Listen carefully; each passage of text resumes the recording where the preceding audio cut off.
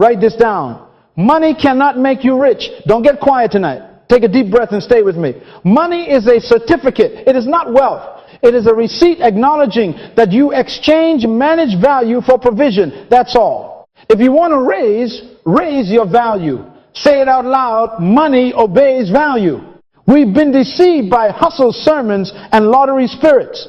We keep running after currency like frightened beggars chasing falling leaves in the wind. But the kingdom doesn't run on luck. The kingdom runs on law. Read. While the earth remains, seed time and harvest, cold and heat, summer and winter, day and night shall not cease. Genesis 8:22. That's law. Predictable. Repeatable. No lottery needed. Kingdom economics is about laws, not luck and not frantic hustle. Violate the laws, lose the outcomes. Keep the laws, reap the outcomes. Write that down. Now let me hit you hard because I love you. God will never give you what you pray for. He will only give you what you can manage. Breathe. That wasn't to depress you. It was to liberate you. Because if it's management, then increase is not mystical, it's intentional. If money obeys value, then your assignment is not to chase money, it is to cultivate value.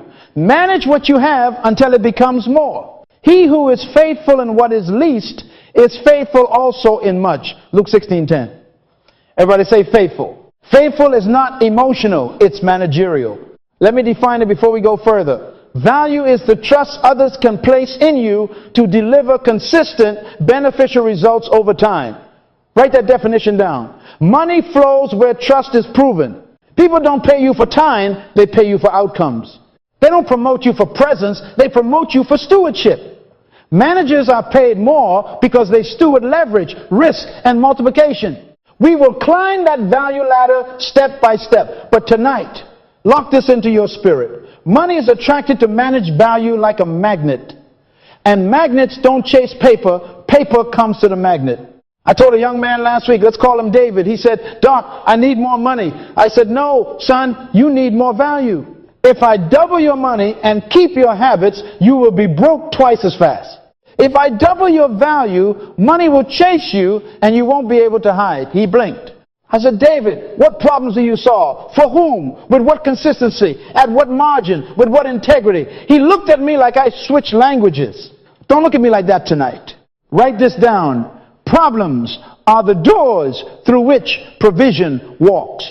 If you solve low stakes, replaceable problems, you get low stakes, replaceable pay. If you steward high trust, high impact problems with integrity, money asks for your address. We're not anti-money. Stop lying on me. We are pro-management. Ecclesiastes 10:19 says, money answers all things. It answers, but listen, it does not initiate the conversation. Value speaks first. Money replies.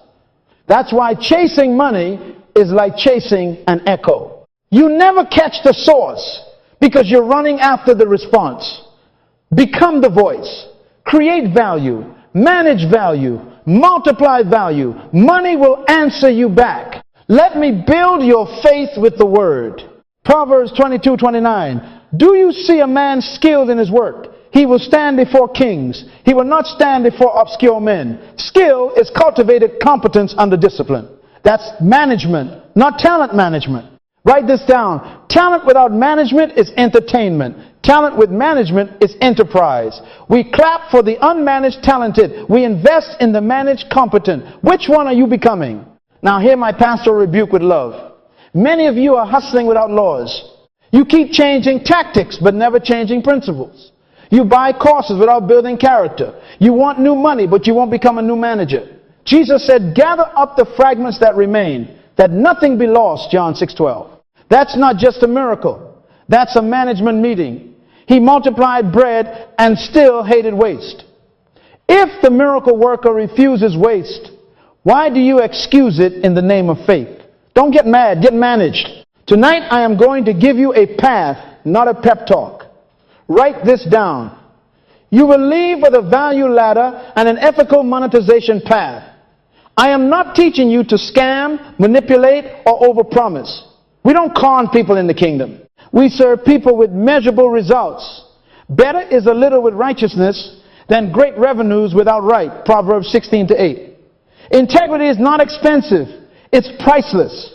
And it compounds trust, which compounds value, which attracts provision. This is why managers get paid more. They convert trust into outcomes repeatedly without supervision. That is leverage. That is risk stewardship. That is multiplication. Let me show you how this works in simple terms. Money is a certificate of managed value exchange. When you buy a professional service, you're not buying minutes. You're buying outcomes backed by proven processes. You are trading your certificate for their stewardship. When your stewardship outperforms the alternatives, more certificates flow to you. If your stewardship is sloppy, money evacuates your life like a nation fleeing a bad government. God's kingdom is a government, and governments are in the management business. If your personal government is corrupt, your treasury will be empty. Write it down. A woman came to me. Let's call her Serena. She baked the best bread in her neighborhood. Delicious, soft, holy, anointed bread. She said, "Pastor, I want more sales." I said, "No, you want more value." She frowned. I continued.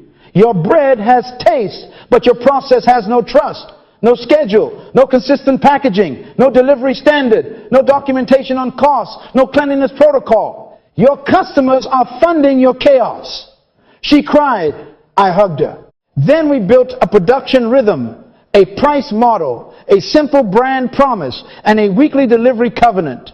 Her value rose. Her price followed. Her money obeyed. Write this down. Value is trust multiplied by responsibility, producing results over time. The more consistent the result, the stronger the magnet.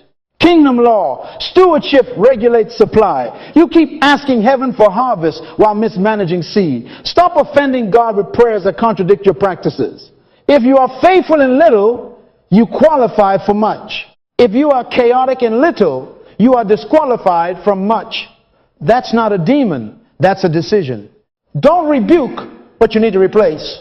Now, set your heart. We are going to climb from task doer to value creator, from clock watcher to outcome owner, from hustler to manager, from consumer to steward. Tonight, I am laying the foundation. Stop chasing money. Start raising worth. In the sessions ahead, I will expose a counterintuitive law. From the beginning, God withheld growth until a manager appeared. I will redefine value for you in metrics you can measure. I will show you why managers get paid more, because they carry leverage and bear risk with integrity. I will map the value ladder until you can locate your rung and your next one.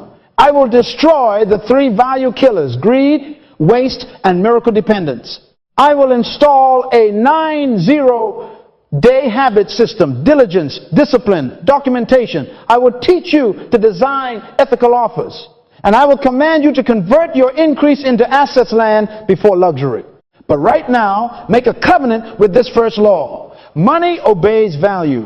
Say this with me, loud enough to wake your old mindset. I will stop chasing money and start increasing worth. Again, I will stop chasing money and start increasing worth. Proverbs 21:5 says, "The plans of the diligent lead surely to plenty, but those of everyone who is hasty surely to poverty." Haste is hustle without law. Diligence is management with plan. Choose your master. Matthew 6:24 warns us not to serve money as master. We do not serve money. Money serves us when we serve value. Go ahead and write 3 lines in your notes. What problem do I solve? For whom do I solve it? How will I prove it consistently over time? That is the beginning of work. Don't pray loud and plan light. Pray strong and plan stronger. Then manage the plan until your results make noise. People will call you lucky. Smile and let them believe it. You will know it was law. And laws don't change because feelings fluctuate. Let me bless you as we build. May the spirit of wisdom and faithful stewardship rest on you. May your habits align with heaven's government. May waste be rebuked, greed be crucified, and miracle dependence be replaced with managerial faith. And may value rise in you until money has no choice but to obey. Now, take a breath, steady your heart, and get ready, because the next step will shake your theology and secure your provision. Open your Bible. and your mind. Read with me, Genesis 2-5. He did not allow anything to grow because there was no man to work the ground. Don't rush that. He did not allow who? God. What? Growth. Why? No manager. Write this down. Before growth, God demanded a manager. Not a singer. Not an intercessor. A manager. Don't get quiet tonight. Breathe and hear the law that has been hiding in plain sight. The text is terrifying and liberating at the same time. Terrifying because it exposes why some of us have been fasting for rain while heaven is checking our ledgers. Liberating because it reveals that increase is not a mystery, it's a management issue. Read it again. He withheld rain. He withheld sprout. He withheld harvest. Not because the devil was busy, but because mismanagement was present. Actually, management was absent. God will never give you what you pray for. He will only give you what you can manage. Say it loud so your fear can hear it. Provision follows proven management. A kingdom is a government, and governments are in the business of administration. The kingdom of God is not a religious feeling. It is a governmental system. Governments do not respond to tears. They respond to compliance and capacity. Management is the operating system of the kingdom. The Hebrew word in that passage, to till the ground, means to serve, to cultivate, to maintain. In New Testament language, work iragin means to manage resources toward a result. Write this down. God protects resources from bad managers. Eden was a distribution center with withheld inventory. He locked the warehouse until a steward clocked in. Let me make it plain. Many of you are asking God for rain, and God is asking you for rows. You want a harvest, He wants a plan. You're saying, Lord, send customers. And heaven is saying, show me your process. You're pleading, increase my income. And the king is inspecting your budget, your calendar, your paperwork. Don't beg for what your current systems would waste. It is mercy for God to say no until you can say ledger, schedule, standard. Write this down. No management, no rain. Minimum management, drizzle. Master management, downpour. Now watch Jesus, the king in human skin, submit to his own law. Feeding the 5,000 is not just a miracle. It is a management practicum. He said, make them sit down in groups, 50s and 100s. Organization before multiplication. He delegated distribution to the disciples. He didn't hand bread to 5,000 hands. He built a supply chain. And when everyone was full, he said, gather up the fragments that remain, that nothing be lost. John 6:12. Say it with me. Pick up every crumb. If the miracle worker hates waste, you, my friend, are out of order when you romanticize chaos and call it faith. Miracles are not God's plan for daily living. They are divine interventions to restore you to management. Miracles cancel management when you use them as a lifestyle. That is why an adulterous generation seeks signs. Faithful people seek systems. Genesis 2-5 is not an ancient footnote, it's a universal gate. Heaven held back natural growth for lack of a manager. Earth will hold back financial growth for the same reason. Your company will hold back promotions. Your clients will hold back contracts. Investors will hold back capital. Not because you aren't anointed, but because your management cannot carry the weight of what you are asking for. Write this down. God promotes managers, not beggars. Begging insults a king who runs a government.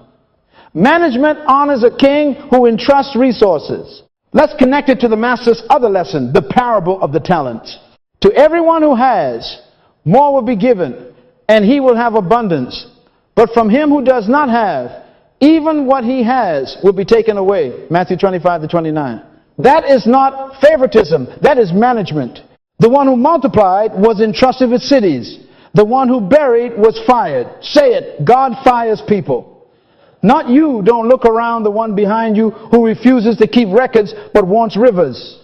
Heaven is fair. It feeds multiplication and starves stagnation.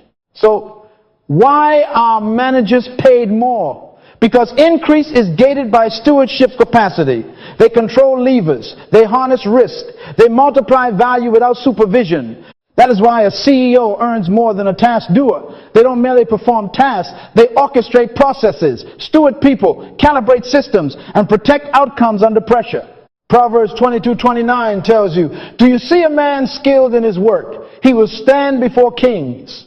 Kings don't call for talent. They call for trusted managers who can deliver result after result, on time, under budget, with integrity intact.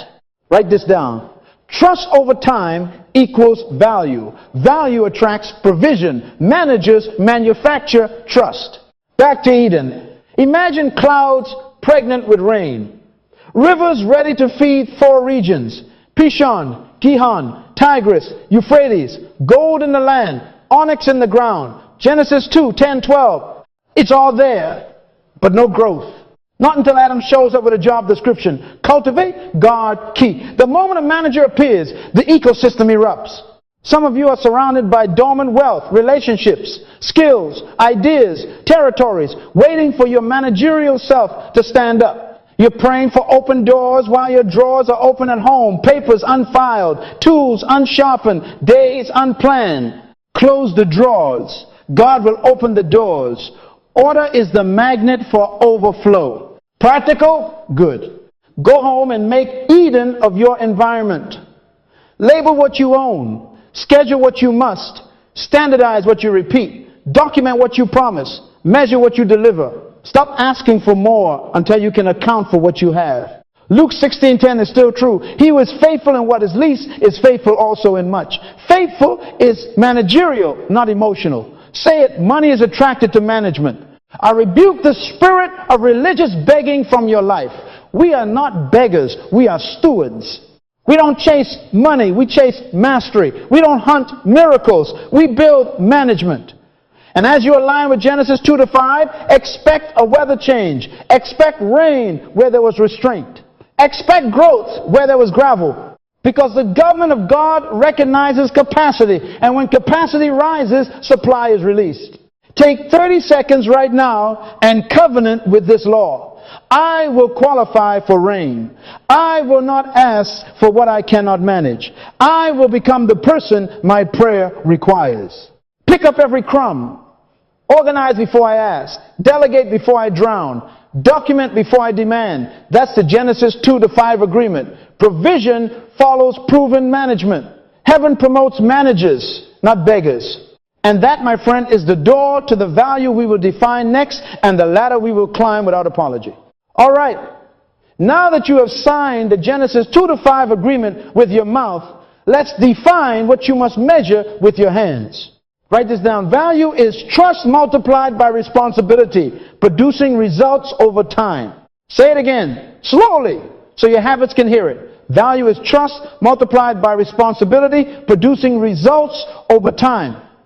Not noise, not activity, not sweat for sympathy. Outcomes measured consistently, stretched across seasons. Hours are not value. Impact is value. You can be busy and broke. You can be tired and still have no results. Don't get quiet. Look straight ahead. Let's break the formula. First variable, trust. Trust is the confidence others can place in you without supervision. Trust is built by honesty, punctuality, excellence, and clean math. Luke 16:11 read, if you have not been faithful in the unrighteous mammon, who will commit to your trust the true riches? Faithful is managerial. God ties trust to money because money exposes management. Write this down. Tithing is God's basic trust test.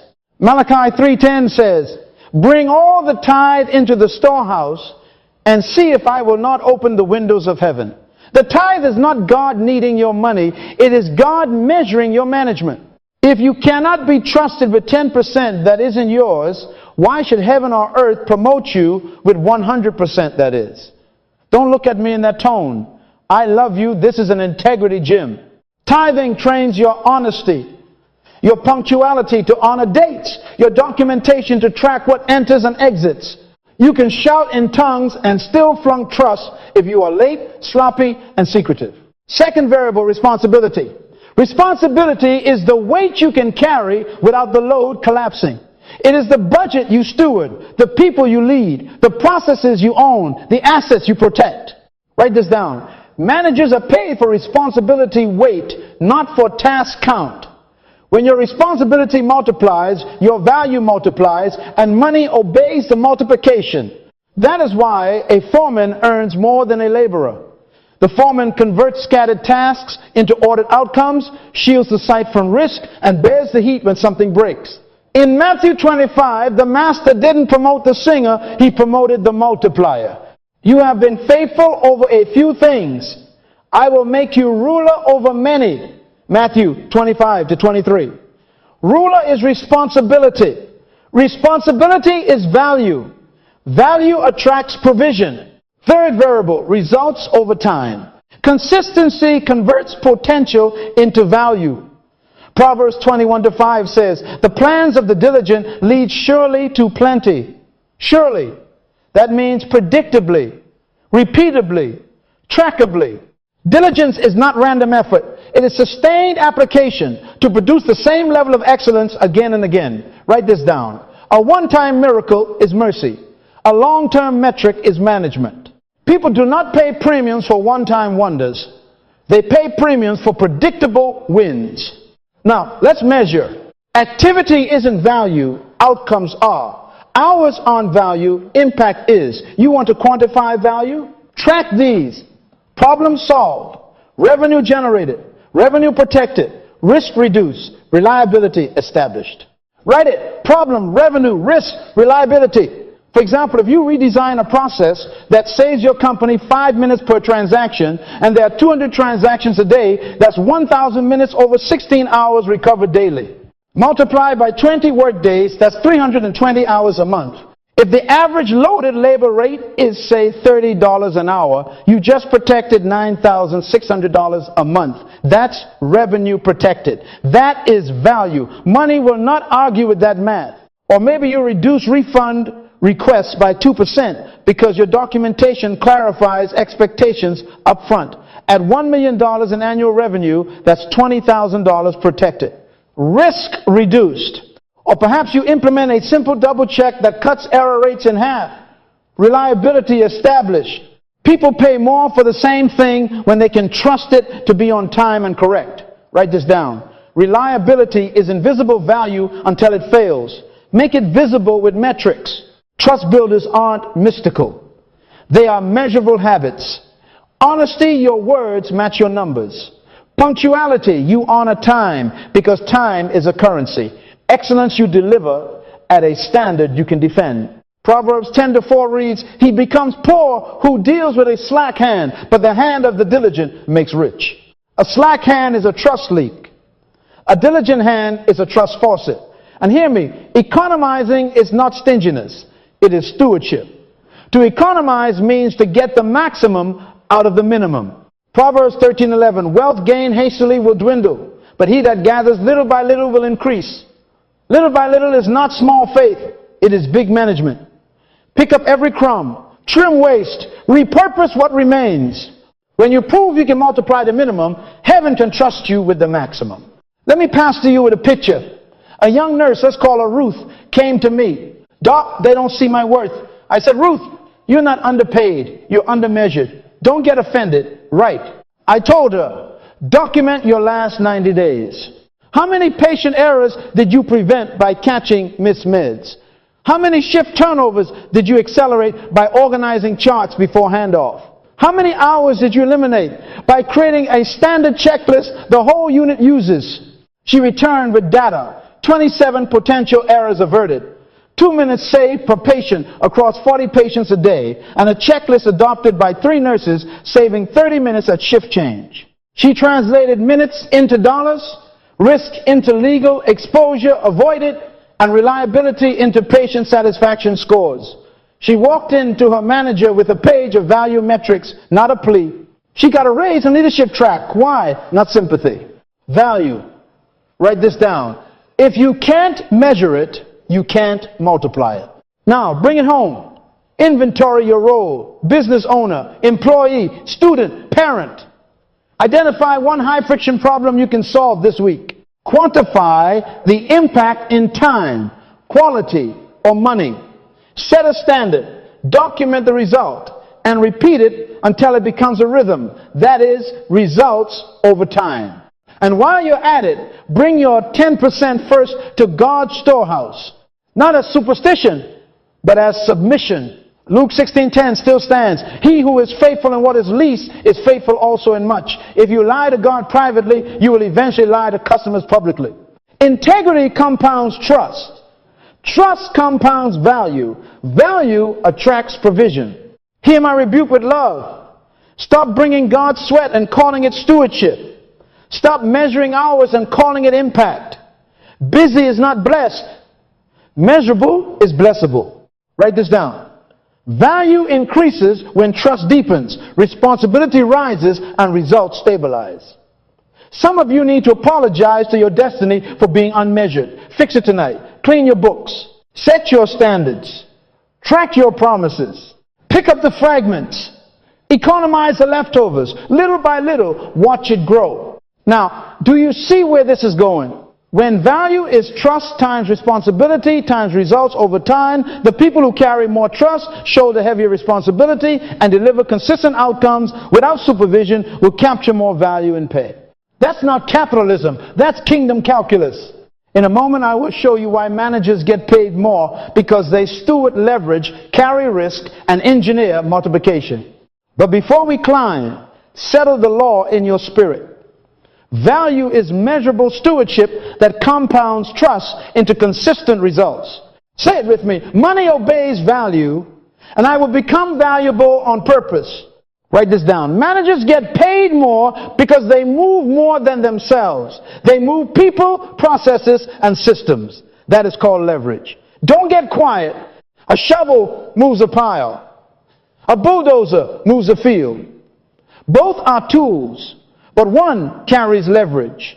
Compensation follows the power to multiply, not the power to sweat. Luke 16:10 still speaks. He who is faithful in what is least is faithful also in much. Then verse 12 punches us in the mouth. If you have not been faithful in what is another man's, who will give you what is your own?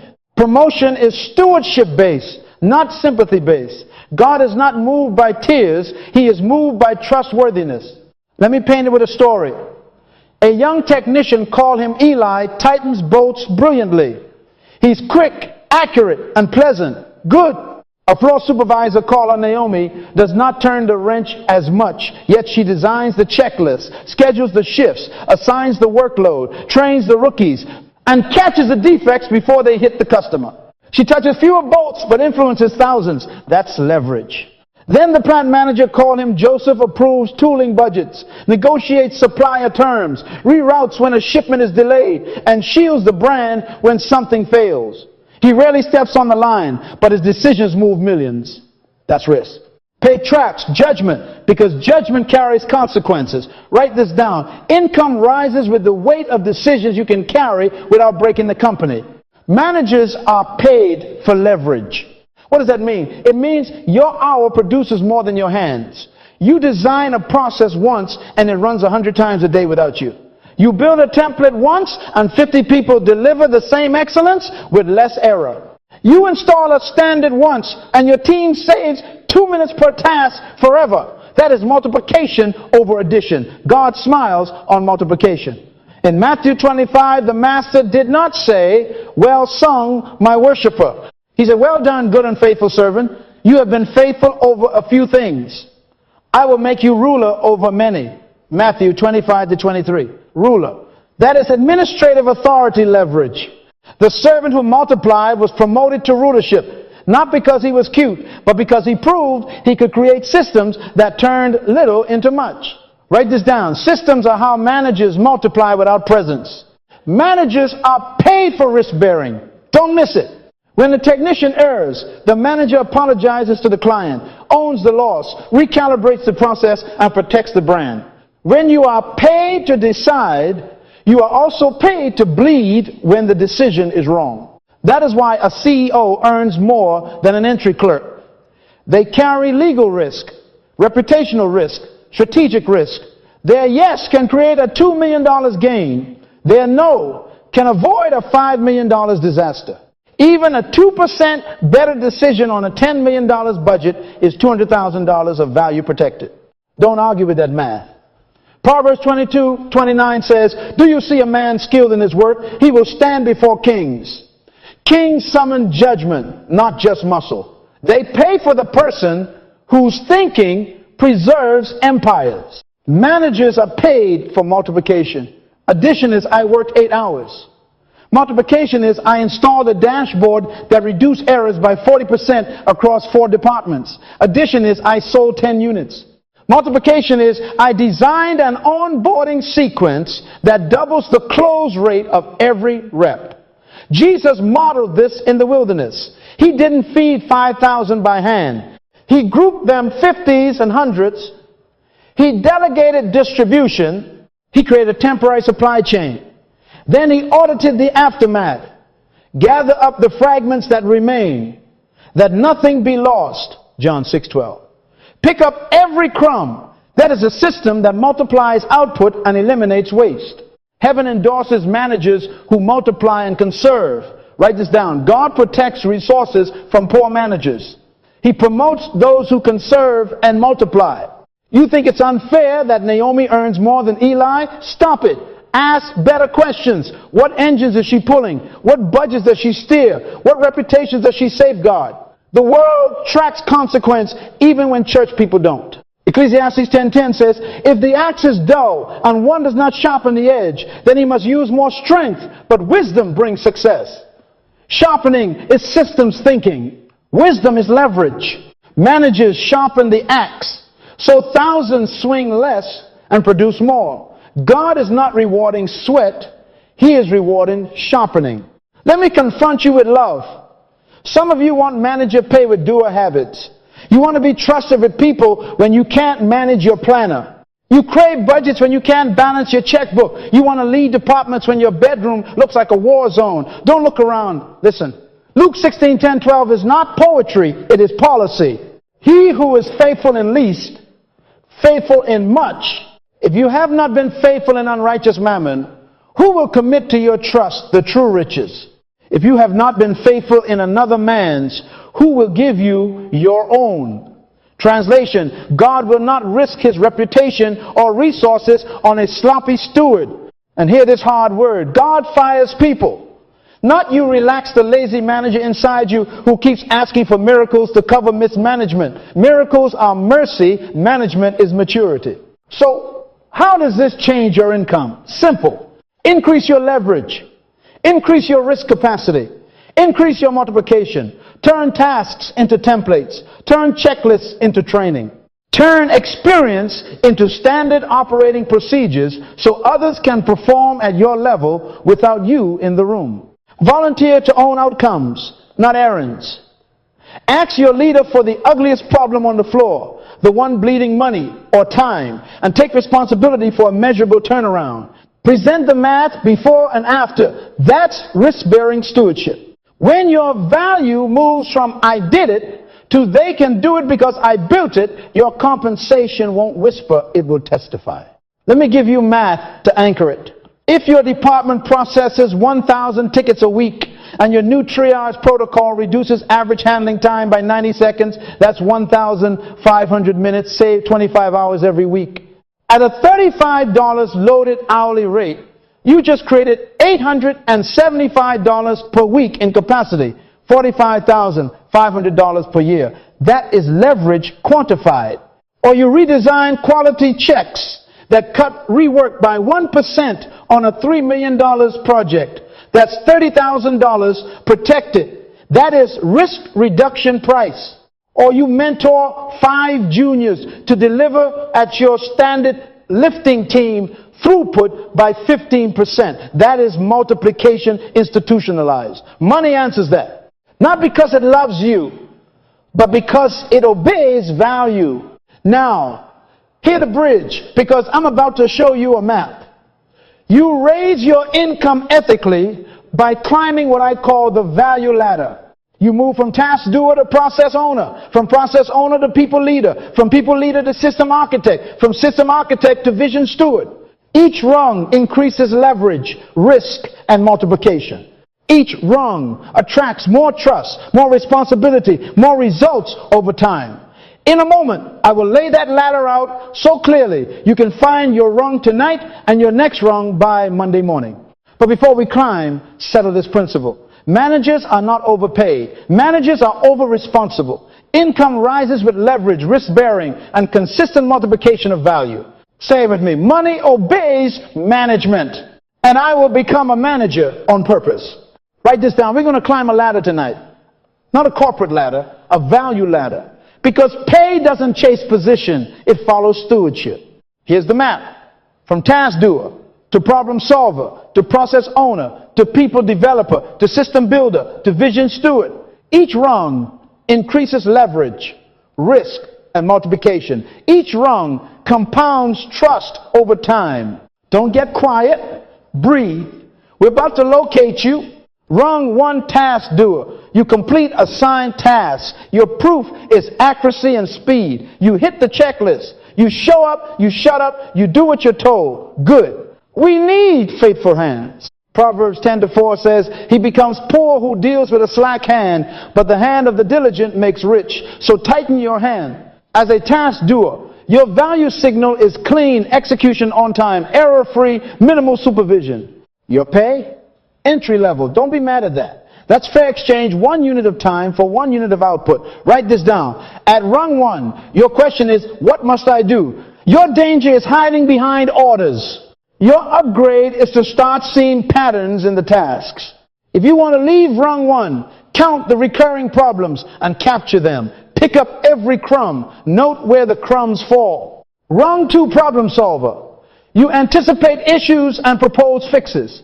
Your proof is fewer escalations, fewer surprises, fewer fires for your boss to put out. Ecclesiastes 10:10 says, if the axe is dull and one does not sharpen the edge, then he must use more strength. But wisdom brings success. Problem solvers sharpen edges. They don't just swing harder, they test why the blade is dull. Your pay bumps because your hour now protects other people's hours. Write this down. Problem solvers move from execution to insight. They ask, why is this breaking? And how do we prevent the break? Your danger at rung 2, becoming the heroic firefighter who needs a fire to feel important. We are not building arsonists who wear capes. We are building managers. So when you solve, document. Which leads us to rung 3, process owner. You don't just fix it, you codify it. You write standard operating procedures. You track metrics. You install a rhythm. Habakkuk 2:2, write the vision and make it plain, that he may run who reads it. If they can't run without you, you haven't written it plain. Your proof at rung 3 is cycle time down, errors down, predictability up. Proverbs 27:23 says, be diligent to know the state of your flocks and attend to your herds. That is metrics. Know your numbers.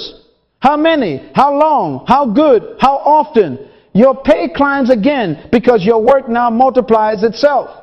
A process owner creates a channel where value can flow daily without drama. Write this down. At rung 3, you move from I did it to it runs. Your danger, perfection, paralysis. You tinker and never deploy. Stop it, ship it, then iterate with data. Rung 4 people, developer. You build a bench. You train others. You transfer competence.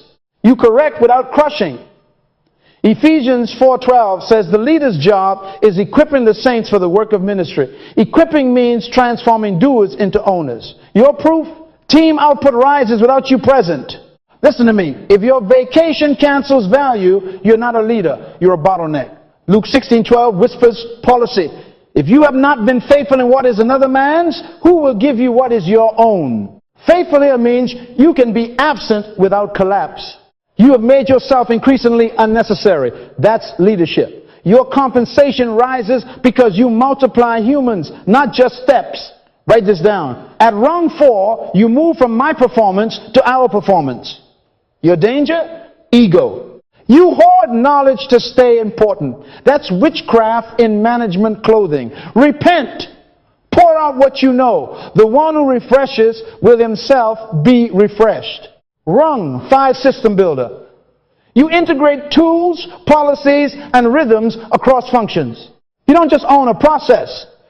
You connect processes onboarding to training, sales to fulfillment, finance to forecasting, quality to customer feedback. 1 Corinthians 14:40 says, let all things be done decently and in order.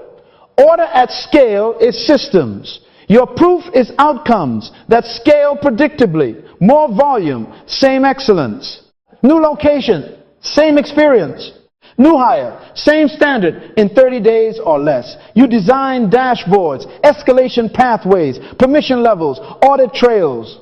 You protect brand promises with architecture. Your pay, significant, because your decisions now touch hundreds, then thousands, then millions.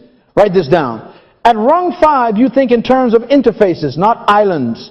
You ask, how does this affect procurement, legal, and the customer 90 days later? Your danger, building complexity to look brilliant. Simplicity is the height of system genius.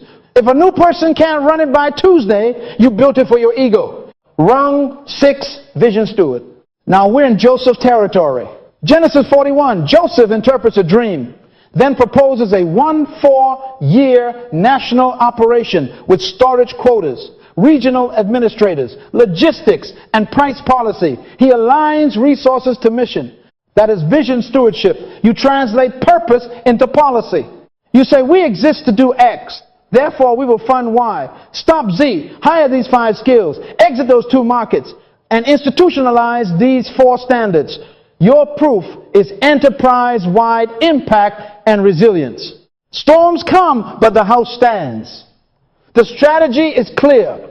The culture is consistent. The brand is trusted. You carry reputational, legal, financial, and moral risk before God and man. Proverbs 29:18, where there is no vision, the people perish. Vision stewards preserve people because they operationalize vision. Your reward, influence, and resources measured in cities, not chores. Matthew 25:23 echoes, I will make you ruler over many. Ruler is policy. Policy is vision at work. Write this down. Vision stewardship is seeing the end from the beginning and engineering now to meet it with integrity. Now, where are you? Don't lie to yourself. Don't inflate. Don't deflate. Say it, I am on rung. Tell the truth. The truth is your elevator. Write this down. You ascend this ladder with 5 verbs. Document, measure, mentor, design, align. Document what works so others can run. Measure what matters so you can manage. Mentor people so competence replicates. Design systems so results scale. Align everything to the mission so momentum compounds. That is how you move from task to transformation. That is how money obeys value without you chasing it. Let me paint it with a story so you can see yourself. A young receptionist, called her Mina, was stuck at rung 1, answering phones, scheduling, smiling, good spirit, low pay. I told her, for 30 days, log the top 15 call types, create tags, measure average handle time, identify the top 3 choke points. She returned with data. 37% of calls were status checks because clients didn't receive updates. She drafted a weekly email template and an online status page with 3 FAQs. Calls dropped by 28%. That's rung 2 to 3, problem solved, process owned. Then she trained 2 others to use the templates, created a 30-minute onboarding module for all new hires, rung 4 people developer. Next, she worked with IT to integrate the CRM with the status page, built a dashboard for management, and created a quarterly review of client questions feeding product improvements, rung 5 system builder. 6 months later, leadership asked her to sit in strategy meetings to design the client experience across the company, rung 6 vision steward in embryo. Her pay tripled across that journey. Not because she begged, because she climbed. Here is the ethic that must guard your ascent. Serve people, not your ego. Jesus said in Mark 10:43, whoever desires to become great among you shall be your servant. Greatness in the kingdom is servant leadership with administrative excellence. You are not building ladders to step on people. You are building platforms to lift them. If your system crushes the human, God will shut your reign. If your process steals dignity, you are a thief. Luke Sexton, T12 is still true. Be faithful in little, faithful with money, faithful with another man's, and heaven will trust you with your own. Integrity is not optional, it is oxygen. Write this down. Never monetize confusion. Monetize clarity. Never scale harm. Scale help. Your conscience must be clean enough to sleep while your systems run overnight. Practical ascent begins tonight. From 9:05 you are employed. From 5:12 you are deployed to your next rung. Choose one behavior per week for the next 12 weeks. Week 1, document 1, recurring tasks, step by step with screenshots or video. Week 2, measure one metric, daily cycle time, error rate, cost per unit. Week 3, mentor one colleague for 30 minutes on your new SOP. Week 4, design one simple checklist or template for team use. Week 5, align your output to the company mission. Write one sentence that connects your task to customer impact. Repeat the rotation. That rhythm will carry you up in 90 days. Don't wait for permission to be excellent. Excellence is self-issued. Now, lift your voice, say, I locate my rung. Say it again. I locate my rung. Now say, I commit to one rung higher in the next 90 days by documenting, measuring, mentoring, designing, and aligning. Speak it so your fear can hear it. Commit to one proof. If you're at rung 1, show accuracy and speed with a documented improvement that saves 10 minutes a day for the team. If you're at rung 2, reduce escalations by 20% with a fix that is written and shared. If you're at rung 3, cut cycle time by 15% and publish a metric weekly. If you're at rung 4, produce one person who can replace you in a task at your standard. If you're at rung 5, integrate 2 tools and 1 policy to make outcomes predictable at double the volume. If you're at rung 6, write a 1-page strategy that ties budgets to mission with 3 measurable targets for the quarter. That's not theory, that's stewardship. Proverbs 22:29 still promises, do you see a man skilled in his work? He will stand before kings. Kings don't invite noise, they summon predictability. They don't pay for sweat. They invest in systems. So, hear my pastoral rebuke. Stop demanding king-level pay with servant-level sloppiness. Clean your station. Number your steps. Teach your craft. Simplify your tools. Tie it all to purpose. Pick up every crumb. And when you climb a rung, don't boast. Build a bridge for the one behind you. This is the ladder. This is your map. From task doer to vision steward. From activity to impact. From addition to multiplication. From begging to managing. Money will find you because value is loud. And your increase will testify that our God, the King, promotes managers, not beggars. Now breathe.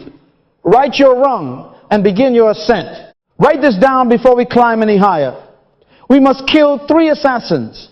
Greed, waste, and miracle dependence. Kill them, or they will kill your increase. Don't get quiet. These are not demons in the ceiling. They are disorders in our management. They don't shout. They leak. They don't break doors. They eat seed. And heaven withholds rain where seed is mismanaged.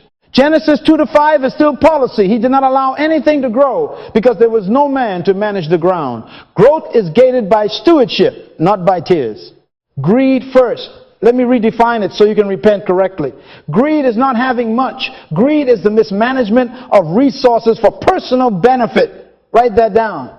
Greed is when you twist time, talent, or treasure to serve appetite instead of assignment. Jesus warned in Luke 12:15, beware of covetousness, for a man's life does not consist in the abundance of the things he possesses. Mark 7:22 lists covetousness among the evils that proceed from within. How do you know greed is present? Simple. When every increase feeds lifestyle but starves legacy. When overtime buys rims but not books. When promotion funds a vacation but not valuation of assets. That's greed. It shrinks trust. Luke 16:10-12. Read it again. If you are unfaithful with unrighteous mammon, who will commit to your trust the true riches? Heaven demotes greedy managers because they turn seed into snacks. Be honest, some of us are praying for a harvest while eating the bag. Waste next. Waste is tolerated leakage time, talent, cash, and it is management blasphemy. Jesus fed 5,000, and then what? John 6:12. Gather up the fragments that remain, that nothing be lost. Pick up every crumb. If the King of Glory detests crumbs on the grass, what excuse do you have for wasting hours on screens, dollars on subscriptions you forgot, and skills you let rust? Proverbs 21:20 says, there is precious treasure and oil in the dwelling of the wise, but a foolish man devours it. Devours what? Everything. No reserve, no store, no oil. The slothful man in Proverbs 12:27 roasts not what he took in hunting. He leaves meat unprocessed waste. Write this down. Waste is invisible robbery. It robs your future quietly. 10 minutes a day of tolerated distraction is 43 hours a year. $5 a day on impulse is $1,825 seed murdered by coffee and convenience. Oh, it's just a little. A little leak will sink a big ship. God protects resources from poor managers. That's why some of you feel stuck. Heaven won't send more water to a cracked jar. Now the third killer, miracle dependence. Don't stone me. Listen. Miracles cancel management. Miracles are God's emergency suspension of process to rescue babies and confirm His word, not to subsidize laziness.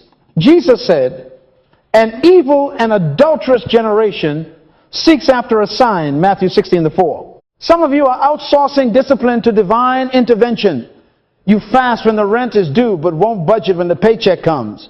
You sow a breakthrough seed, but won't read a bookkeeping book. That's not faith. That's presumption dressed in church clothes. Write this down. Manna is mercy. Farming is maturity. Joshua 5:12. When Israel entered Canaan and could till the land, the manna ceased. Why? Because God promotes managers. He will not keep feeding miracles to people who refuse to organize. If your testimony is monthly rescue, that's not blessing, that's triage. We're ending it tonight. Let me expose the trap I call lottery and lifestyle. Standing in line to fund someone else's math while your children's college fund is unfunded is not faith, it's folly. Proverbs 13:11 says, wealth gained hastily will dwindle, but he who gathers little by little will increase it. Little by little. Economize to elevate. Get the maximum out of the minimum. Bring lunch in a bag for 90 days and watch your first asset account appear. Don't buy a new phone to take pictures of old habits. Don't sign a car note that announces I got a raise while your net worth whispers I am still a slave. Consumption is a maturity signal. It tells the world you cannot be trusted with more because you convert every drip to dessert. Repent. How do we repent? Not with emotion management as repentance with math. Write this down. I change my mind by changing my allocations. Here is your plan. First, reassign your time.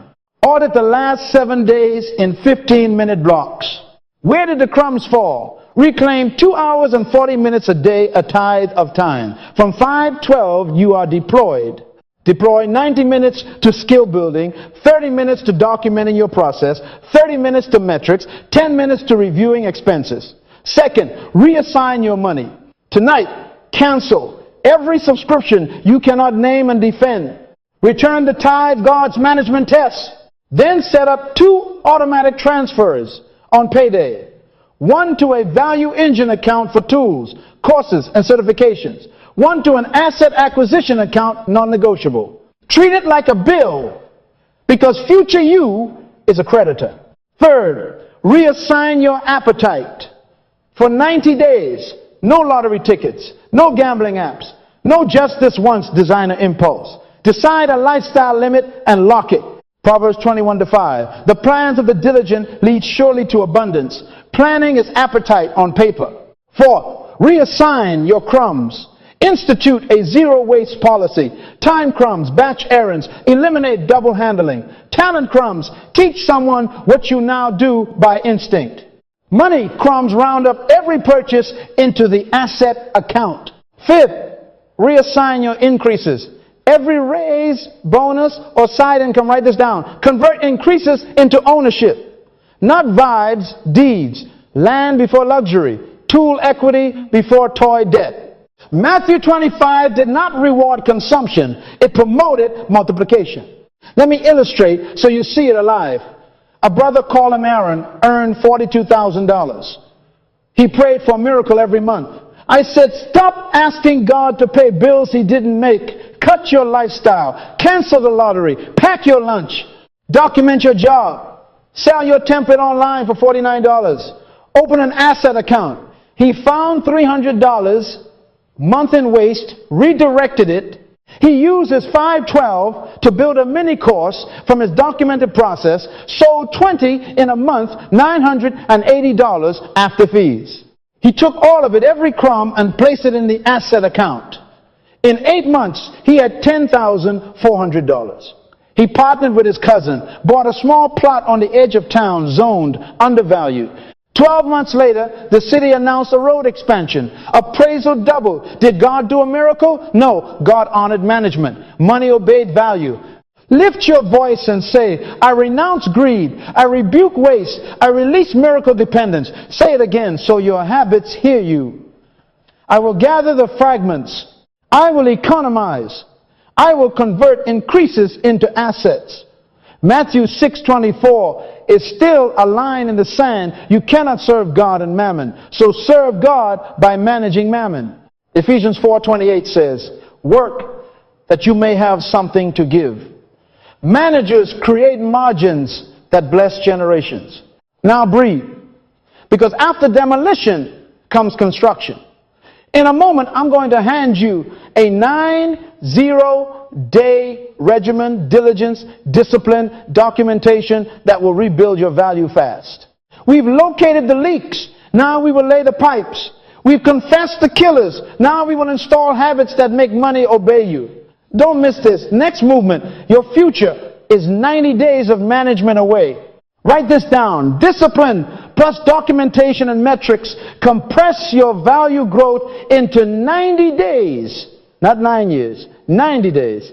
1 Corinthians 4:2 says, it is required in stewards that a man be found faithful. Required, not suggested. For the next 90 days, we are going to run a stewardship protocol that makes money obey your value. Don't get quiet. Breathe. We are going to trade excuses for evidence. We are going to turn intention into indicators. Here's the framework. One ladder, one rung, one page. Choose one rung to ascend. Set 4 weekly targets. Track them on a single dashboard. You can show a leader in 60 seconds. Habakkuk 2:2. Write the vision and make it plain that he may run who reads it. Plain means one page. If it takes a novel to explain your plan, you don't have one. Write this down. Clarity runs. Clutter crawls. Step 1. Locate and declare your next rung. If you're a task doer, your 90-day aim is become a problem solver with a written fix. If you're a problem solver, your aim is own a process with metrics. If you're a process owner, your aim is develop one person to run it. If you're a people developer, your aim is build a simple cross-functional system. If you're a system builder, your aim is draft and test a mini vision policy for one pillar of the mission, one rung, not 5. Focus concentrates favor. Step 2, time tithe. Ephesians 5:16 says, redeeming the time because the days are evil. Redeem means buy it back. You owe God 1/10 of your day, 2 hours and 40 minutes for stewardship training. From 9-5, you are employed. From 5-12, you are deployed. Non-negotiable. Write this down. You are not busy. You are unbudgeted. Convert your evenings into equity. Here is the split. 60 minutes, study skill, stack, read, watch, practice, 40 minutes, build, create a template, a script, a tool. 40 minutes, document and measure SOP steps. Baseline cycle time. Error count, cost. Every day, set a timer. I call them Nehemiah blocks focus walls that keep Sanballat out. You will be shocked what 160 focus hours will build in 90 days. Step 3, the SOP engine. Ecclesiastes 9:10. Whatever your hand finds to do, do it with all your might. Might includes method. Identify the 3 most recurring tasks in your role. For each one, capture, purpose, why, trigger, 1, steps, how, owner, who, tools, with, links, time, how, long, quality checks, what's acceptable, and hand off to whom, how. That's your SOP. Start with baseline numbers, cycle time, error rate, rework hours, and where possible, dollars lost. Proverbs 27-23 says, be diligent to know the state of your flocks. Know your flocks, your steps, your stats, your savings. Then make one improvement per week. Remove a step, pre-fill a field, add a checklist, integrate a tool. Track the deltas. Write this down. What you do repeatedly must be documented ruthlessly. And step 4, the one-page dashboard. It has 9 lines. 1, my next rung. 2, this week's 4 targets. 3, time, tithe hours, completed out of 16.6 per week. 4, cycle, count, and titles. 5, cycle, time, baseline versus current. Minutes. 6, error, rework, count, baseline versus current. $7 or hours saved, created this week. People train names. 30 minutes minimum. Next week's proposal. 1 problem to own end to end. Print it, carry it, update daily. Leaders don't fund feelings, they fund dashboards. Proverbs 21-5. The plans of the diligent lead surely to abundance. Plans on paper, proofs on paper, abundance follows paper. Step 5. Reliability rituals. Daniel 6-3 says, Daniel distinguished himself because an excellent spirit was in him. Excellence is not goosebumps, it's rituals. Be early by 10 minutes. Send a daily done list with proofs, links, screenshots, timestamps, closed loops. If you promise Friday, deliver Thursday noon. If a risk appears, escalate at 10%, not at 90%. No surprises. Keep a personal ledger of promises made and promises kept. Colossians 3:23 commands, whatever you do, work heartily as unto the Lord. Heartily means accountable, not hectic. Write this down. Reliability is a currency. Spend it and doors open. Step 6, the weekly one-to-one feedback loop. Book it. Show up with your one-pager. Open with, here are last week's targets and metrics. Then, here is the SOP I built and the delta I achieved. Then ask the golden question, may I own 1 problem end to end this week? Not, do you have anything for me? You are not a beggar, you are a manager in training. Luke 16:10. He who is faithful in what is least is faithful also in much. When you own the least with metrics, much will find you. And end the meeting with, would you hold me accountable to these 4 targets next week? Invite scrutiny. Accountability is the gym where managers get muscle. Step 7, the 306090 deliverable. Write this down. Leaders, trust calendars more than confessions. Draft a 306090 plan that quantifies outcomes and requests oversight. 30 days. 3 SOPs. 15% cycle time reduction. 1 colleague trained. $250 in monthly time savings identified. 60 days. Integrate 1 tool. Reduce error rate by 30%. Own a small cross-functional handoff. Present a before-after case study. 90 days. Build a simple system that scales the result to 2 teams or locations with documented training, a dashboard, and a succession plan. Attach dates, owners, and metrics. Then say, I will report weekly. Please check me. That is humility with a spine. Now let me deal with the voice in your head. I don't have time. You do. You have television time. You have scroll time. You have talk time. Redeem it. Cancel 1 show. Delete 1 app. Reclaim 30 minutes at lunch to document a step. Get off the phone at 1:0 p.m. and write 1 metric in your dashboard. Remember Joshua 5:12, when they could manage the land, the manna ceased. Some of you want Canaan results with wilderness routines. Not anymore. We are graduating. Let me show you how this breeds. Week 1, you install the time tithe and build your dashboard. You pick task A, invoice reconciliation. Baseline, 24 minutes per invoice, 12% error rate, 4 hours, week rework. You map the steps, add a 2-check rule, and pre-fill vendor codes. Week 2, cycle time drops to 18 minutes, errors to 7%, rework to 2 hours. You train Jenna for 30 minutes using your SOP. Week 3, you integrate a simple lookup table and a validation script now. 14 minutes, 3% errors, 1 hour rework. You show your leader the deltas, hours saved per week, now equal $X at internal rate. You ask for the next problem. May I design the handoff between AP and customer support? Week 4, you pilot a Thursday summary email that cuts 37% of status calls. You build the SOP, train 2 reps, document the trend. That is 1 rung up in a month, not magic management. Write this down. Do small pilots with integrity. Don't break policy. Propose a sandbox.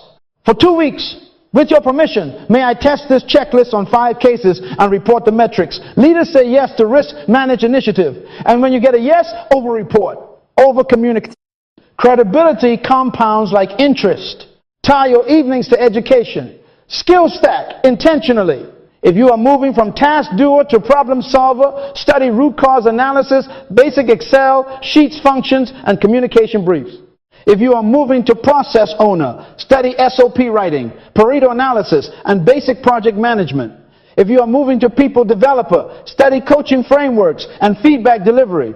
If you are moving to system builder, study integrations and change management. Proverbs 4:7, wisdom is the principal thing, therefore get wisdom. Study with a target. Every hour of study should create a sentence on your dashboard. Applied X to reduce Y. Guard your conscience in the climb. Never fudge a metric. Never claim a saving you didn't measure. Never steal creditless names. Train Jenna, supported by Marco. God resists the proud. Luke 16:12, if you have not been faithful in what is another man's, who will give you your own? Faithfulness includes attribution. If the system improves because a janitor gave you an idea, write his name. Heaven reads dashboards too. I want you to hear this as a commissioning. Be the person leaders can leave alone. Be early. Be clear. Be exact. If they must chase you, you are not ready for more. If they can rest because you said done, promotion has already begun. Proverbs 22:29 still prophesies. Do you see a man skilled in his work? He shall stand before kings. Kings don't stand long. They are busy. So your one page, your precise numbers, your quiet reliability will seat you quickly. At day 90, you will present your 30, 60, 90 scorecard. Not bragging, serving. Here is the value created, the time redeemed, the people developed, the system design, the next proposal. And when compensation conversations open, and they will remember our covenant, convert increases into assets and legacy. But tonight is about something bigger than a raise. It's about becoming the kind of manager heaven trusts. Genesis 2-5 is still the policy. When God sees a manager, he lets things grow. Lift your voice, say 90 days. Say it louder so your habits can hear you. 90 days. I tithe my time. I write it plain. I measure my work. I ask for problems. I deliver early. I build SOPs. I become reliable. Now go and do. From 9-5, you are employed. From 5-12, you are deployed. And in 90 days, with diligence, discipline, and documentation, your value will be undeniable, and money like a well-trained servant will obey. Write this down. Monetization is not hustling. It is holy stewardship. Money does not respond to noise. It responds to value. It can verify. Don't get quiet. You spend 90 days building proof now. We convert proof into provision without compromising your conscience. Luke 16:10 still governs the room, faithful in little, faithful in much. Tonight we design ethical offers, internal and external, that price outcomes, protect integrity, and let your value speak so money obeys. Internal first. Some of you are sitting on raises that your leaders want to give you, but they lack a legal reason. Give them one. Managers fund math, not moods. Here's your script. Memorize it. Present problem. Propose process. Projected metrics. Proof via pilot. Performance-based ask. Say it with me. Problem, process, projection, proof, performance. Now breathe and write this down. A clean ask follows a clean dashboard. Present problem. Our invoice cycle averages 24 minutes with a 12% error rate, costing 4 hours. Week in rework at an internal rate of $35. Hour $560. Month Proposed process. I built a 6-step SOP with a 2-check rule and a lookup table. Projected metrics. I project a 35% cycle time reduction and 70% error reduction. Proof via pilot. Over 3 weeks on 60 invoices, we hit 14 minutes average and 3% errors, saving 3 hours a week. Performance-based ads. With your permission, I'd like to own this process across both teams and formalize the savings. My request, a role upgrade to process owner with a $X adjustment, or a 6-month 10% shared savings stipend capped at $Y, contingent on sustained metrics. No metrics, no stipend. That is righteousness with receipts. Proverbs 21:5 says, plans of the diligent lead surely to abundance. Plans, not pleading. 1 Timothy 5:18, the worker is worthy of his wages. Worthy is measured. Tie your worth to what you can keep saving, not what you can keep saying. Write this down. Price outcomes, not hours. Hours are a thermometer. Outcomes are the cure. If your improvement saves $2,000 a month, a 15-30% share for 6 months is ethical and affordable. If your system prevents a $10,000 compliance, fine. A $2,000 one-time bonus or role lift is fair. Anchor the number to the value created or the cost avoided. Proverbs 11:1 says, dishonest scales are an abomination. We will not inflate, we will not guess, we will measure, pilot, and propose. Now, external monetization.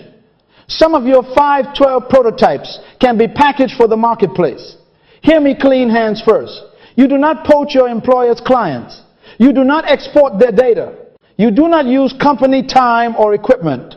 You honor NDAs with fear and trembling. Matthew 5:37, let your yes be yes. Romans 13:7, render taxes to whom taxes are due. Malachi 3:10, bring all the tithes into the storehouse. We will not build abundance by stealing trust. Integrity is the engine that pulls income without snapping the axle. Here's how to package your process into an ethical offer. Define the specific problem you solve in plain words. Reduce invoice cycle time and errors for small clinics. Clarify your process in 3 stages. Assessment, buys line metrics captured. Improvement, SOP plus tool integration. Transition train, staff, install dashboard. Promise a measurable outcome. Cut cycle time by 30% and error rate by 50% in 30 days, or I work an extra 2 weeks at no fee to hit it. Price on outcomes. Offer a pilot to de-risk. 2-week pilot, 5 invoices, $300 flat. If we hit the early indicators, 20% time drop and error cut in half, you roll into a 30-day engagement at $1,800. If we miss, I refund the pilot and you keep the SOP. That is leverage with love. Managers carry risk and convert it into reward. Where do you find first clients? Start low risk and relational. Non-competing, non-overlapping spaces. A cousin's print shop, a church office drowning in spreadsheets, a neighborhood clinic, a solo attorney. Always disclose your employment and boundaries. Get it in writing. I will not use or reference proprietary materials from my employer. All your templates must be original. Rebuild them from scratch on your time and create a simple 1-page service agreement that names deliverables, metrics, confidentiality, payment terms, and who owns what. 2 Corinthians 8:21. We aim to do what is honorable, not only in the Lord's sight, but also in the sight of man. Honor looks like paperwork. Write this down. Outcome math sets your fee. If your system frees 40 hours, month at $35, hour, that's $1,400 in value. Charging $400, $600 monthly is ethical. If you help a micro agency convert abandoned leads worth $8,000 quarter or $1,500 setup plus $500 month to maintain the system, it's a fair slice. If your dashboard prevents a $3,000 annual penalty, a $750 package is righteous. Anchor every number to value created or risk removed. And put a guarantee where your mouth is.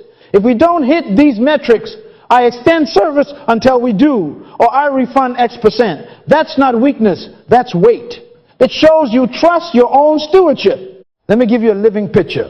Maria works front office at a pediatric clinic. She documented a new patient intake, SOP, that cut forms from 22 minutes to 12. Internally, she presented the script, problem, process, projection, proof, performance, and received a $2,400 annual adjustment and the title of intake coordinator. Externally, on her own time, she rebuilt a generic version of the SOP with a public forms tool. No clinic data, no logos. She piloted with a dentist office 2 weeks, $250. Hit the metrics. Rolled into a $1,200 engagement with a 60-day maintenance plan at $200 a month. She tithed. She paid taxes. She kept receipts. No NDAs violated. No double dipping. Kingdom over cash. God smiled.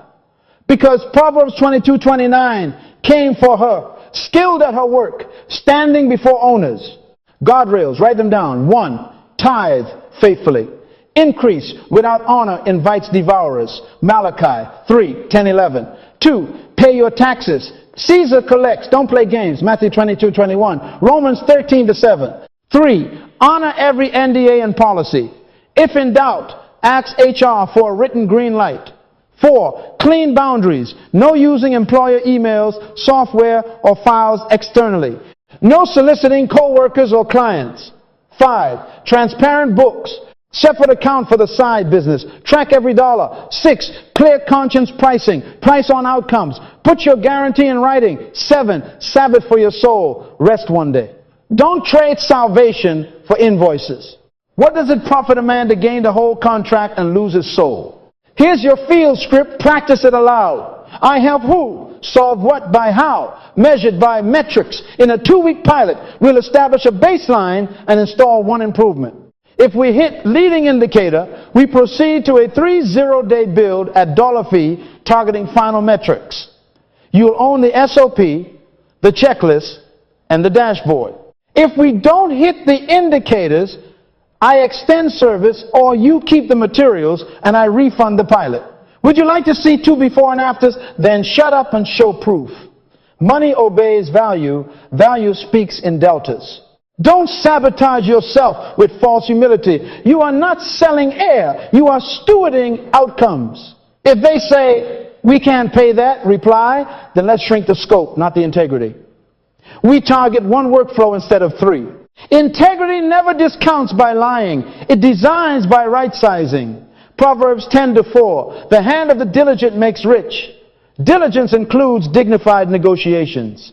Lift your voice and declare, I monetize competence without compromise. Say it again. I price outcomes. I protect trust. I render to God, to Caesar, and to clients what is due. Money is a terrible master, but a wonderful servant. Make it serve your management. And when it comes, don't build a lifestyle, build a legacy. In a moment, we will take that increased flow and aim it at land, limits, and legacy. But tonight, build the offer, problem, process, projection, proof, performance, clean papers, clean hands, and watch provision run to value like a river that finally found a well-managed dam. Open your hands now. We turn income into ownership. Write this down. Land before luxury. Say it with me so your appetite hears it. Land before luxury. Proverbs 13:22 declares, a good man leaves an inheritance to his children's children.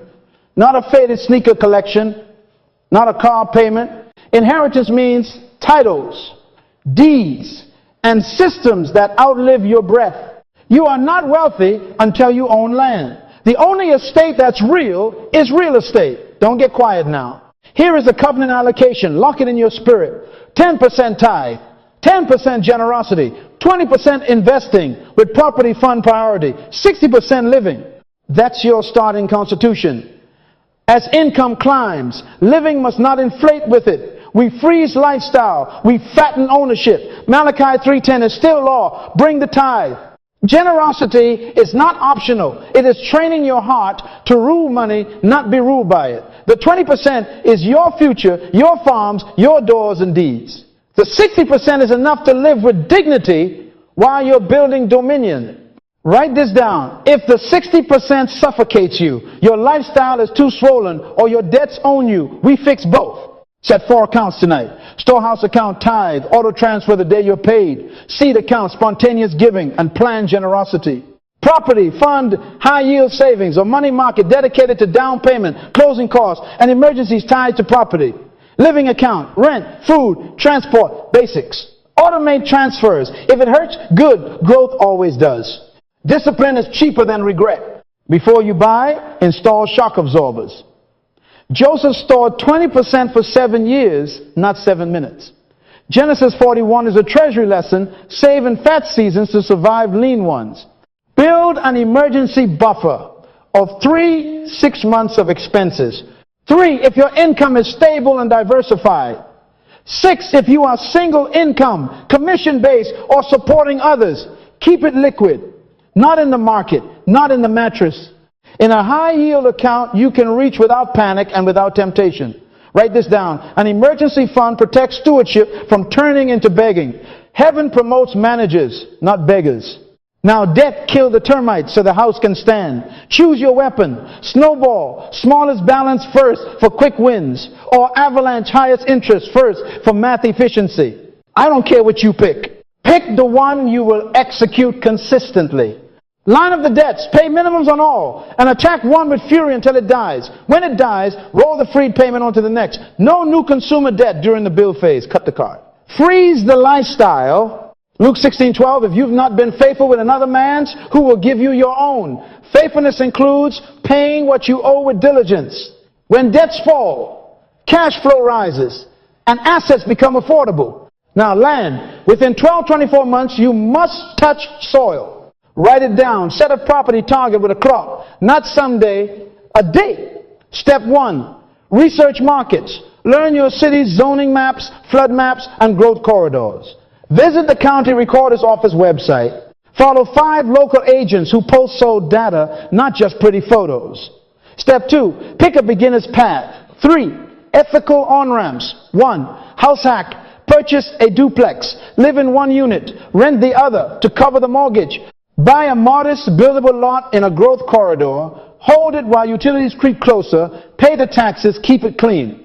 Acquire a small cash-flowing property with conservative numbers after all expenses. It still pays you $50, $150 a month.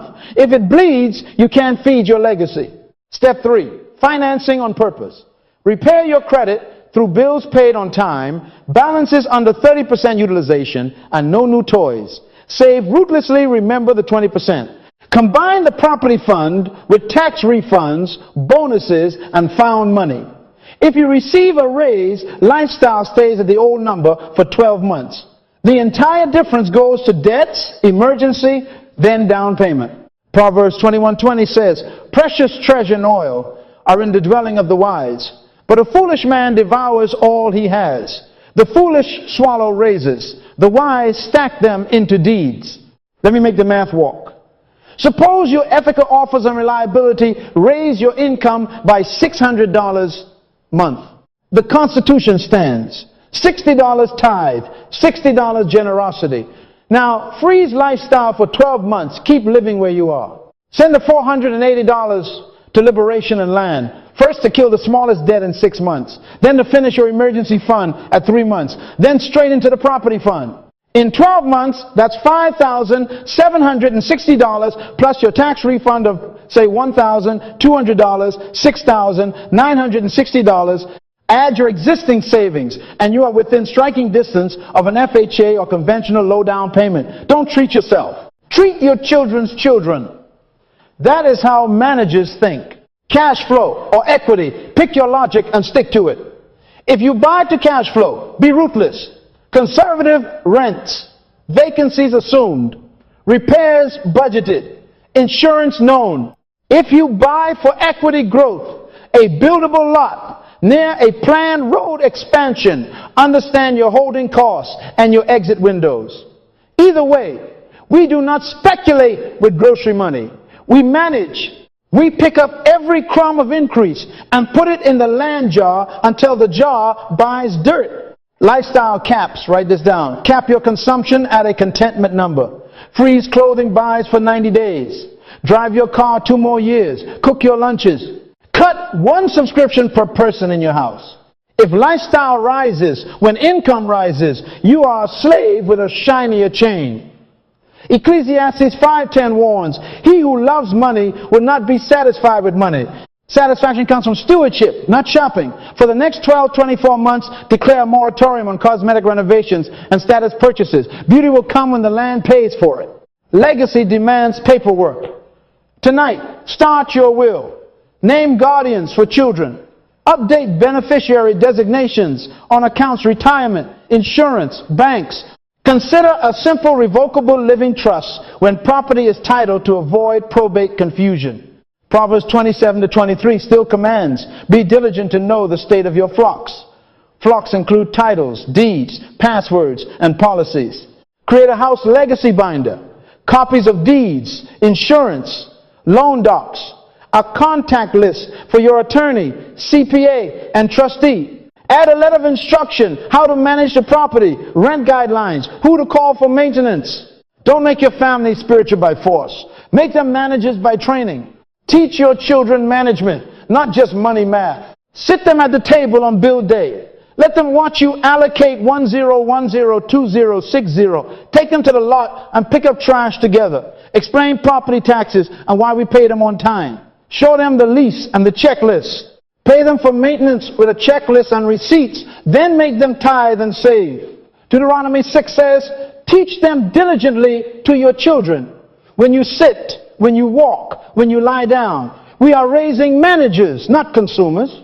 I feel a commissioning rising. Lift your voice and declare, land before luxury. Again, land before luxury. I cap my lifestyle. I fund my future. I kill my debts. I build my buffer. I buy what outlives me. When the money comes, and it is coming to managers, do not betray your destiny with a bigger bill. Convert flow into fields. Convert raises into roofs. Convert hours into acreage. And when you sign that deed, lay your hand on it and say, Lord, this is your land. I am your manager. Use it to feed families, fund the mission, and teach my lineage to steward. God will never give you what you pray for, only what you can manage. Genesis 2-5 is still posted over your destiny. He did not allow anything to grow because there was not yet a manager. You are becoming that manager. Now, go and prepare the ground, the accounts, the buffer, the debt plan, the research, the target date, the lifestyle cap, the will, the trust, the teaching. When heaven sees management, it releases growth. And when growth comes, we anchor it in land. Land before luxury. Legacy over lifestyle. Ownership over impulse. In Jesus' name, go and possess the managed promise.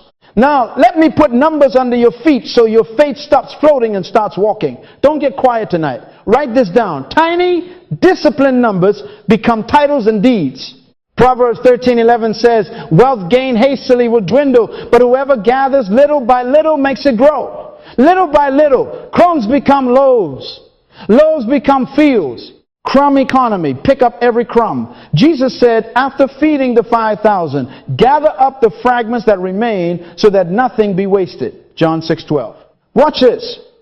$8 a day. That's the latte plus the lunch you can pack at home. $8. Day becomes $240 month. $240 month becomes $2,880 a year. Over 3 years, that's $8,640. That is a down payment seed in many markets, or closing costs plus reserves, or the exact gap keeping you homeless from ownership. You aren't broke. You are bleeding in small drips. Write this down. Stop eating your acres. For the next 90 days, brew the coffee, bag the lunch, auto transfer $240 every first Friday into the property fund. Name the account deed. When your appetite asks for permission, let the automation answer, no, this dollar is employed. Proverbs 21:5, the plans of the diligent lead surely to abundance. Plan your crumbs. Time compounding. This is where managers are forged. God gave you 24 hours, tithe the time. 2 hours and 40 minutes a day. Say it. 2 hours and 40 minutes. That's 1/10 of a day. Over a week, that's about 18.6 hours. Over a year, it's about 970 hours. Nearly 24 full work weeks of focused growth. Read that again. 24 weeks hiding in your calendar. From 9-5, you are employed. From 5-12, you are deployed. Write this down. Time keeps the score. Use those hours to document a process, design an SOP, train a tool, study a market, and walk 2 target neighborhoods with a notebook. 1 hour for skill, 1 hour for systems, 40 minutes for property reconnaissance. Every day, close the door, turn off the noise. Diligence is not drama, it is repetition. Process win, let me show you why managers get paid. A 1% improvement sounds like nothing until you do the math. Your department runs $5 million a year in payroll, vendors, and throughput cost. 1% efficiency gain saves $50,000 a year. Say it. 1%, 50,000. What if you document the waste, pilot a fix, and prove it? Ask for either a role upgrade, process owner, team lead, operations analyst, or a performance-tied slice. 10% of documented savings for 6 months as the system stabilizes. That's $5,000 to you while the organization keeps $45,000 and the compounding continues after the stipend ends. That is ethical. That is measurable. That is Proverbs 22:29. Do you see a man skilled in his work? He will stand before kings. Skill has math. Here is your raised script. Short, clean, and holy. Problem current cycle time is 18 minutes with 9% errors, costing 5 hours. Week at $40. Hour $10,000, $400. Year process. I built a 5-step SOP with a 2-check rule and a template. Projection. Expect 30% faster and 60% fewer errors. Proof.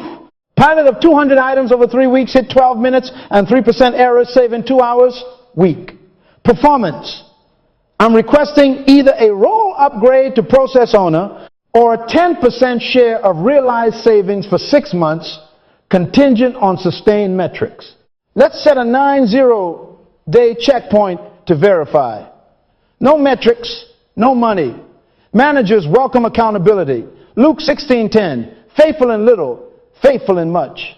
Investing, proof, slow and steady is still holy. Write this down. $500 a month at 7% annual return for 10 years grows to about $86,000.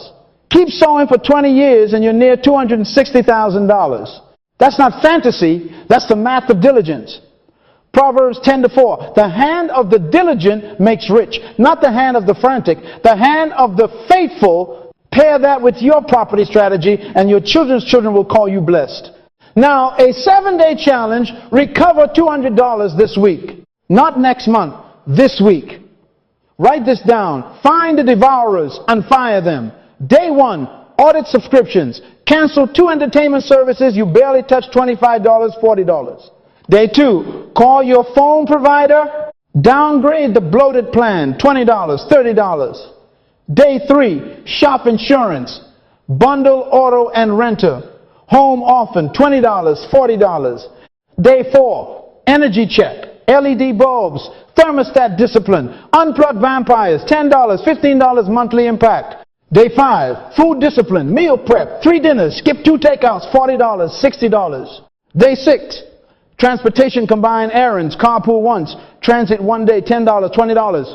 Day 7, bank fees moved to a no-fee account, $10, $15. Document every cut, screenshot, save the proof. Redeploy the $200 immediately to the property fund and label the transfer devourer's refund. Malachi 3:10-11. Make heaven and your bank app agree you are a manager. Tie it together. Crumbs, minutes, basis points. $240 month from coffee and lunch. $200 month from devourer cuts. That's $440 month. Over a year, $5,280. Over 3 years, $15,840. Add a $500 6-month investment plan for the long arc and a 1% process win with a 10% share for 6 months, and you have created your own stimulus without a politician or a lottery. Miracles are God's mercy. Management is God's method. God will never give you what you pray for, only what you can manage. Show him your math. Lift your voice, say, I gather the fragments. Say it again. I manage my minutes. I marshal my money. I document my value. Tonight, the Spirit is breaking the spell of not enough. The numbers are preaching to you. Tiny disciplined numbers compound into freedom, into ownership, into legacy. Pick up your crumbs. Protect your hours. Present your proof. Set the 90-day checkpoint. And when the increase comes, do what? We covenanted land before luxury. In Jesus' name, let the math move you and let your management attract the provision already assigned to your name. Lift your hands where you are. This is the moment we stop admiring principles and start marrying them. Write this down. Make a covenant with management today. Value will attract provision tomorrow. Genesis 2-5 has governed our journey. He did not allow anything to grow because there was not yet a manager. Heaven protects resources from bad managers and releases resources to faithful ones. Money does not answer prayer. Money answers management. Money obeys value. Say it. Money obeys value. Don't get quiet. We have defined value trust times responsibility times results over time. We climb the ladder in our minds from task doer to process owner, from people shepherd to system builder, from system builder to vision steward. We kill the value killers, greed, waste, and miracle dependence. We install the 90-day engine, diligence, discipline, documentation. We built ethical offers without compromise.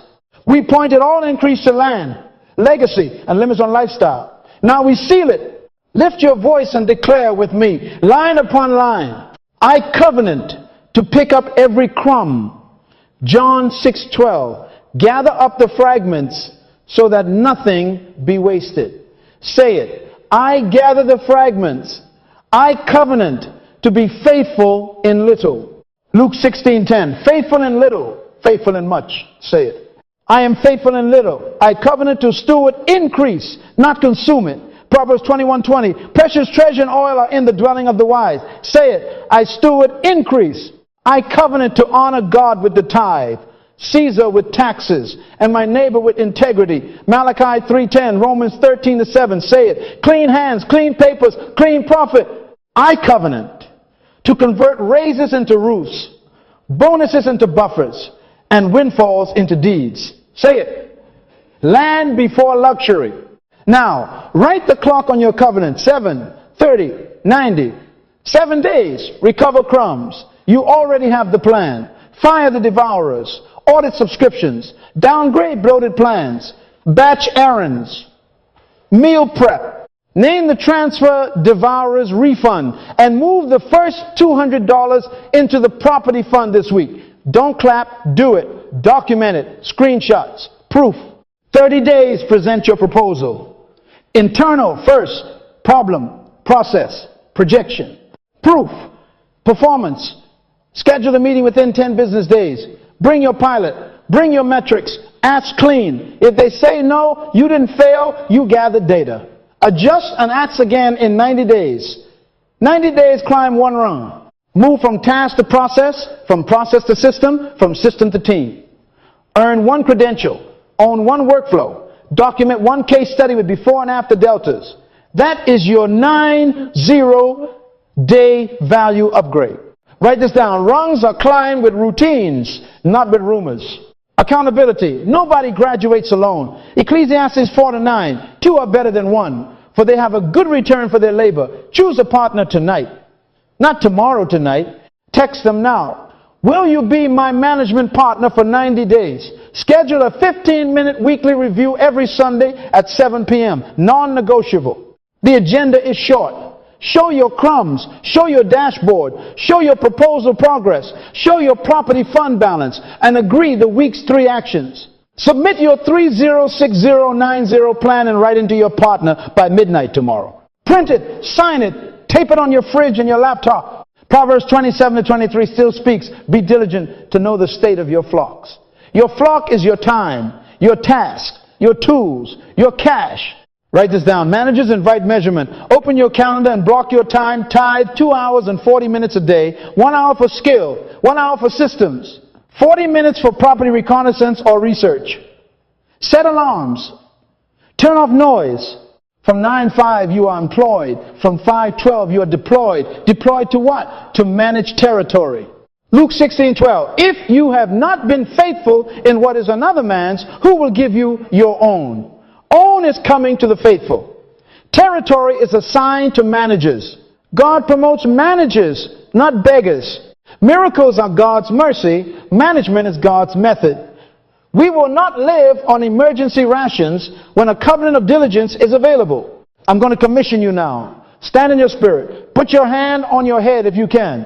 Father, in the name of Jesus, I commission these sons and daughters into the office of faithful stewardship. I decree Genesis 2-5 over them. Let growth be released as management appears.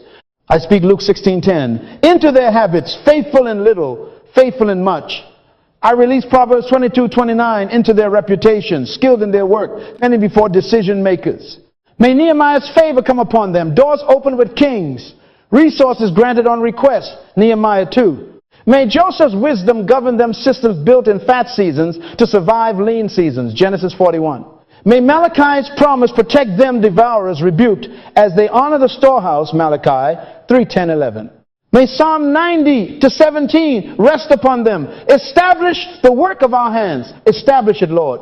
Not a momentary hustle, but an enduring work. I bless your diligence, grace to rise when emotions are low. I bless your disciplined strength to repeat right actions until they become reflex.